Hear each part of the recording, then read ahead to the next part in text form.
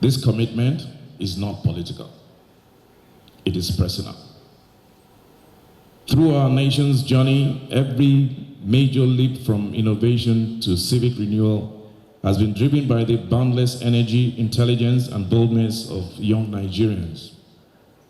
Young people are the future of our great nation, and it is my duty to remove every barrier that limits their potential. This conviction is what drives our broad reform agenda to create an economy where young people can thrive. We carried out extensive regulatory reforms to remove bottlenecks for small businesses and new tax laws that will ease compliance for young entrepreneurs. Our administration is also providing incentives for founders in the digital and creative economy and expanding access to consumer credit and enterprise financing for millions of young Nigerians. All these interventions are shaped by one vision: to build an economy where the ambition of a young Nigerian is never limited by bureaucracy or lack of opportunity. Alongside these reforms, we have expanded support programs across sectors: technology, agriculture, manufacturing, creative industry, and green energy skills to ensure that young innovators have multiple pathways to succeed. Everything we do is part of a broader ecosystem of an empowerment that this administration has intentionally designed. Let me very quickly at this point commend the Minister of Youth Development, Ayodele Olawande, whose passion, creativity, and relentless drive will strengthen this ecosystem. We know we are home to 230 million people, 65% under the age of 30, and we have a median age of under 19 of just over 18.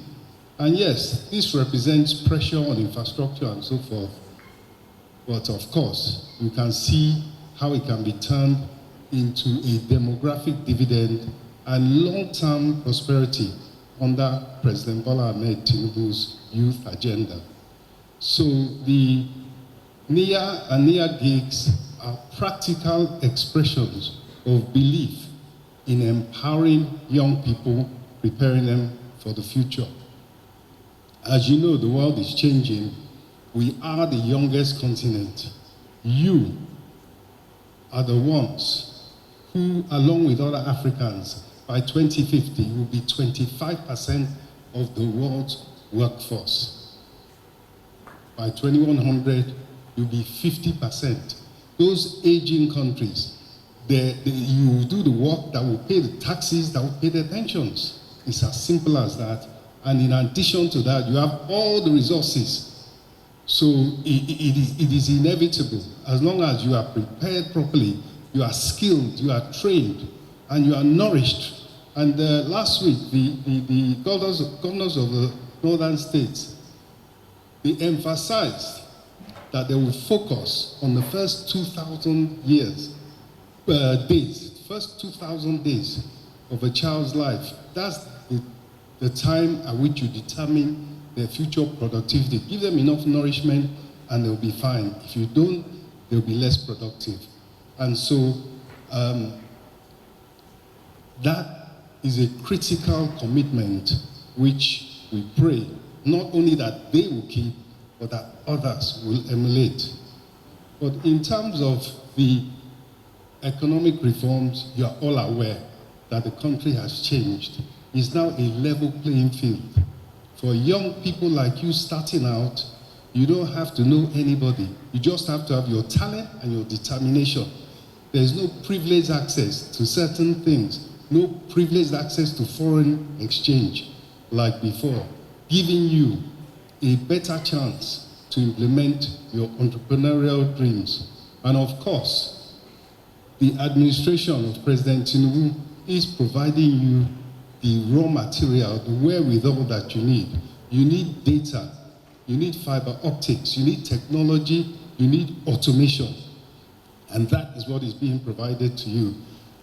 There are so many training programs going on. There's 1,200 kilometers of fiber optic network being put in place.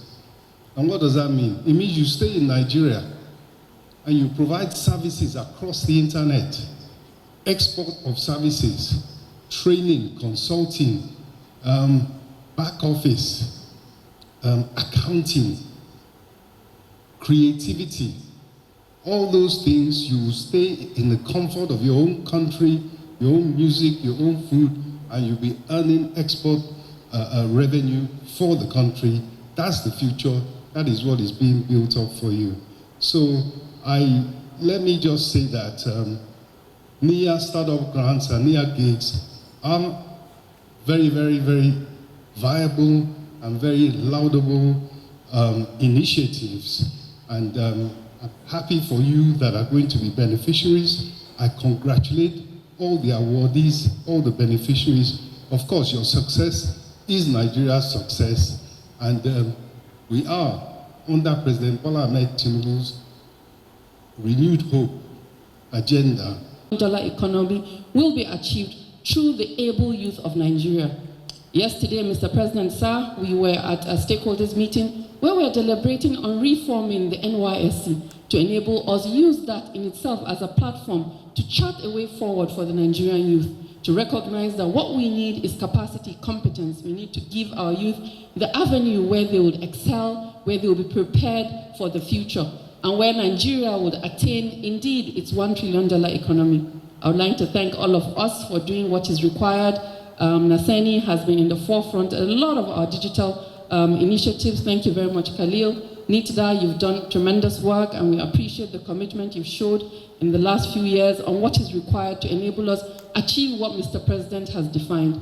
We look to see that we address high-impact deliverables that speak to the pain points of Nigerians. And what I saw here, the presentation that was made, really excited me, but it's because it spoke to the high-impact deliverables, it spoke to the pain points of youth, and that is what matters.